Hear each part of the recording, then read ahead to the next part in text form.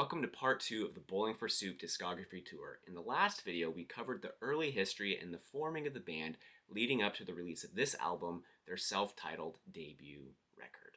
So let's go ahead and let's jump right into the album. This record sounds like a typical mid-90s punk record with Bowling for Soup flair added in. It's 15 songs, and clocking in at 53 minutes, this is a really long record, especially for a debut album. For the 90s, it's a very long record, but it is definitely worth the time, and it hits a perfect sound for the time that it was released in. You can feel the 90s punk just oozing out of every pore of the record. One of the big differences between this record and subsequent album releases is Jarrett's iconic voice has not yet been found. I'm not sure if his change in vocals over time was age related or if it was a conscious decision to sing a particular way. But the iconic voice that we hear from Jarrett on the majority of Bowling for Soup records just isn't found on this album, which is totally fine. It still sounds fantastic. At any rate, this is an excellent record, especially if you're wanting to get started listening to 90s punk. It has that fantastic feel of what you would get from a fun, just good 90s punk record. So let's talk a bit about the songs themselves.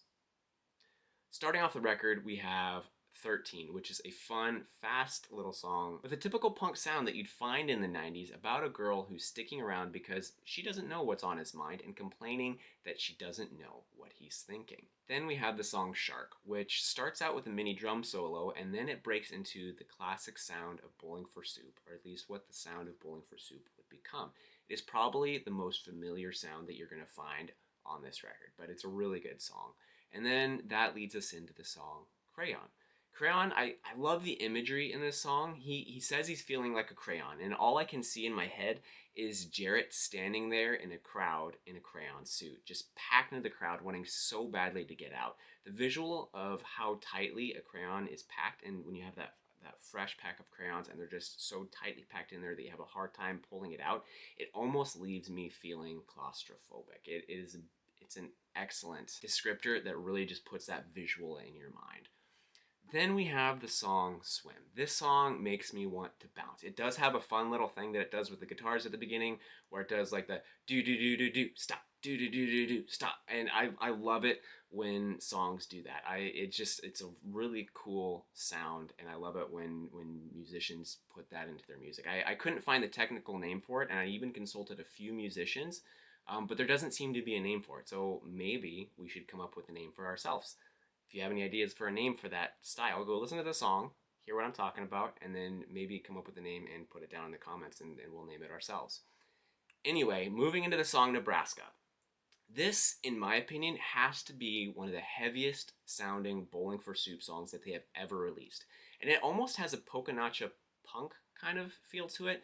And if you don't know what polka notcha punk sounds like, go listen to some early MXPX and you'll get an experiential understanding of what that sound is. This song, in short, is about second guessing yourself but just needing that one opportunity to figure it all out. Now we have the song Sandwich. This song is about needing to get away and be able to think about yourself instead of being brought down, in this case, by the woman in his life. It's a fun, fast-paced song that self-censors itself throughout. So there is no swearing. He says blank instead of actually swearing until the end when he finally drops that F-bomb that you've been waiting for the entire song. Then we move into Sofa. This song was really hard to understand the lyrics. I pulled up a few different versions and it was very challenging, but the basic theme of the song is she's far away. Or if you'd like to say it like the name of the song, she's so far away. At any rate, it's a good punk rock song that fits right into the mid-90s. Then we have the song Pesticide. This song is different from any other Bowling for Soup song in that the guitar solo in it is unique in comparison to any other guitar solo, such as the one that they have in High School Never Ends from their album The Great Burrito Extortion Case. And it's a really fun guitar solo that is almost metal in nature. At any rate, the next song, Slurpee. This song is about falling in love with a girl that works at a convenience store. He went to the store, got himself a Slurpee, and he made sure to remember his change, but he didn't get the name of the convenience store dream girl. And that is his regret in this song.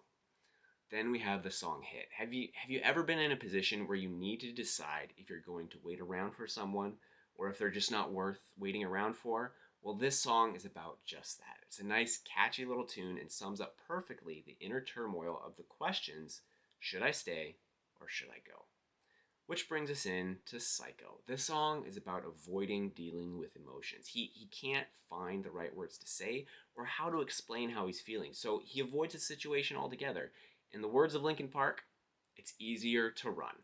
It's a fun, high speed song. Definitely should check that one out. Then we have Monopoly. This song, he's asking the other person to just leave him alone.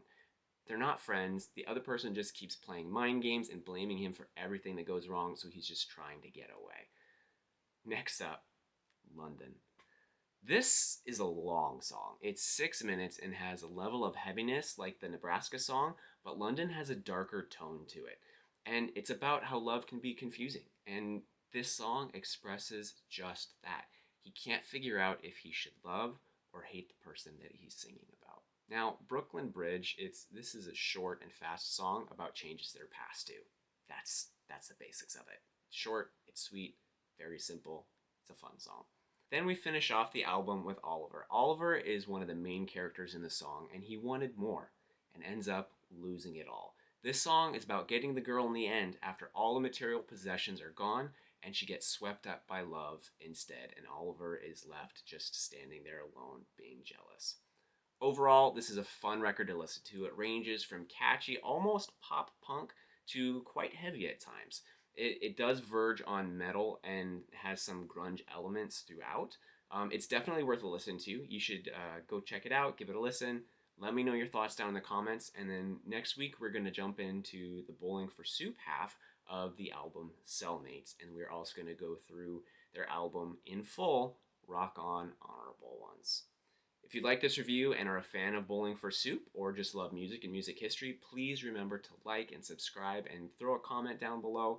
We'd love for you to join the community. We do live streams every Friday and we'd love to see you there. Have a fantastic week and we'll see you here next week on Critically Disdain.